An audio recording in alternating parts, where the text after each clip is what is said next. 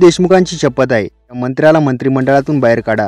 जितेंद्र आव्हाड यांची धनंजय मुंडे यांचं नाव न घेता फडणवीसांना मागणी.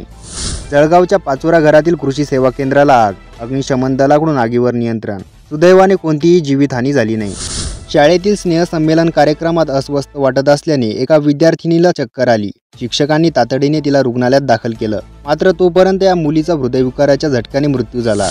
नाशकात लाल कांद्याच्या दरात घसरण सुरू आहे. गेल्या 15 दिवसात कांद्याच्या दरात तब्बल 1500 ते 2000 रुपयांची घसरण झाल्यानं संतप्त शेतकऱ्यांनी उमराणे बाजार समितीमध्ये लिलाव बंद पाडले. खरीप हंगामातील पिकांच्या काढणीनंतर आता शेतकरी रब्बी हंगामाकडे वळलाय. शेतकऱ्यांनी रब्बी हंगामात मोठ्या प्रमाणात मका पिकाची लागवड केली आहे. मात्र मका पिकावर सध्या अळीचा प्रादुर्भाव दिसून येतोय. त्यामुळे शेतकरी चांगलाच हवालदिल झालाय.